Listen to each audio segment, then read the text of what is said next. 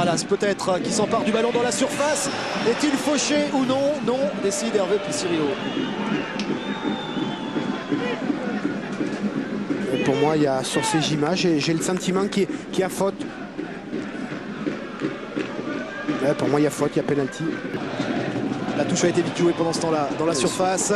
Ça passe pour Frédéric Thomas et la première parade de Jeannot. Ouais, et surtout, peut-être un petit peu de précipitation de la part de Frédéric Thomas. Il y avait peut-être mieux à faire, on va le voir. Il prend le dessus sur Endo. À l'arrivée, il y avait Miralas. Et pour éviter la touche, il y a balle. Long ballon sur Benalouane. Ouais, bon, contrôle orienté. Gelson au cœur. Il y a Sako qui lève le bras de l'autre côté du terrain. Mais l'ex-Manceau d'ailleurs, au cœur, préfère passer par Varro tout d'abord. Gelson avec Benalouane. Saint-Etienne qui cherche visiblement à conserver la balle. Et ça passe sur l'accélération de Sako. Ouais, le bon centre pour Sako, l'ouverture du score.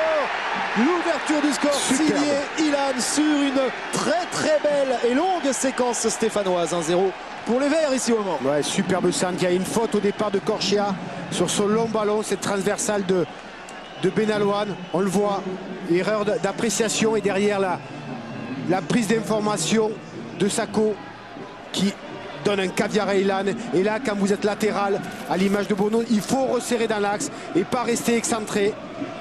Mais là, après, c'est la promptitude de Ilan, le talent de Ilan devant le but qui fait la différence. On voit bien la prise d'information et le caviar déposé dans les pieds d'Ilan. Et non, superbe l'image. Merci Jean-Marc Stabler. Poitrine, hein. Le torse. Le Talek qui peut centrer. Il y a du monde, on se bat pour ce ballon. Ouais, bon ballon de Thomas sur Elsta. Elsta qui repique au centre et qui frappe. Oui, parce qu'il avait fait le plus dur, Philippe. Il avait fait ce dribble intérieur qui lui permettait d'enchaîner par une frappe du pied gauche. On va le voir. Très bon contrôle. Il enchaîne à l'intérieur. Derrière, il dégage. Et je crois que ce ballon est contré par Benalouane.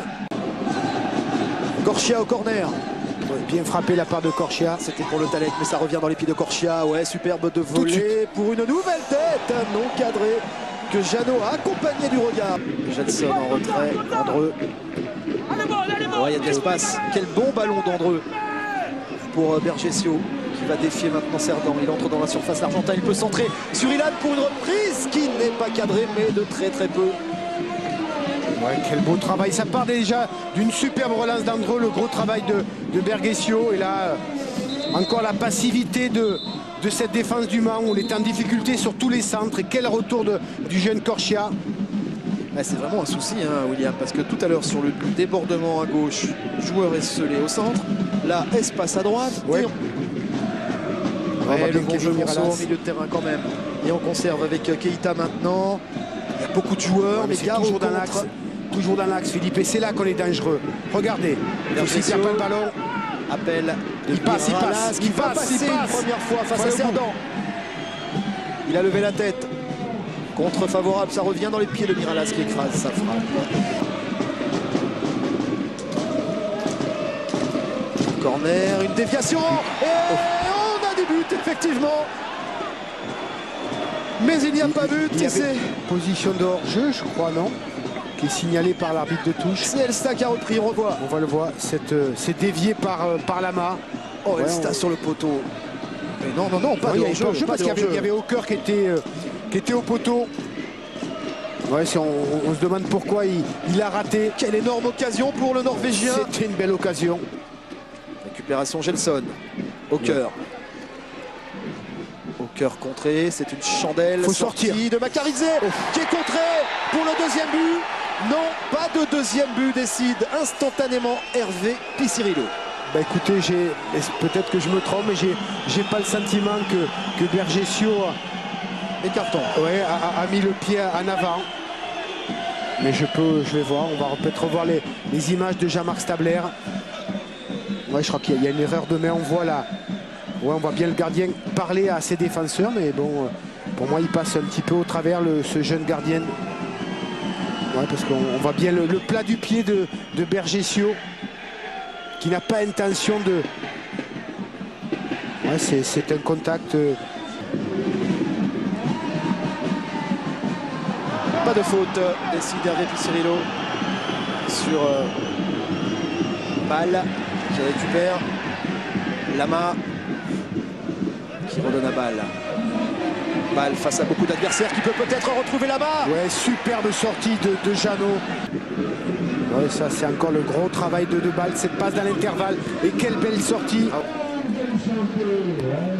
Et on voit bien qu'on saute tout le temps le milieu du côté du Mans. On essaye de jouer sur la tête de Le Tallec, voire de Maïga, tout de suite. Et Jenson pour Sako qui a un boulevard. Qui choisit la frappe en 2 temps. Du caractère. Balle pour la touche. Tête de Le Tallec. Autre tête de Maïga pour Dosevi. Contact entre Maïga et Jeannot. Et derrière, il y a le contact. Oui, la touche longue de Balle, la déviation encore de Le Tallec. Le Endo qui est un petit peu pris. Oui, on laisse l'avantage. Et là, encore la sortie. Très belle sortie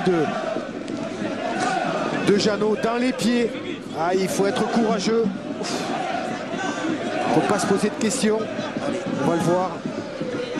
Ouais, superbe, bondissant dans les pieds. De Balle qui transmet maintenant à Ilan. Ilan, on a traversé le terrain. Sako en une touche avec Matuidi. Ah, c'est dommage. Le jeu était peut-être vers l'avant, la part de Matuidi. Mais regardez ce bon ballon en profondeur pour Bergesio qui a raté son contrôle. Alors le ballon revient de façon incessante vers le camp stéphanois. Maïga dans la surface avec Dosevi, pas de hors-jeu. Et le Tallec devancé par Hauker. Stéphanois. Et Miralas commet la faute. Avantage laissé par Hervé Piscirillo. Avantage pour Thomas. Quel match!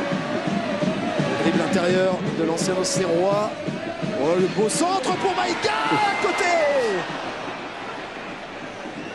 Il n'en peut plus, Jérémy Jeannot.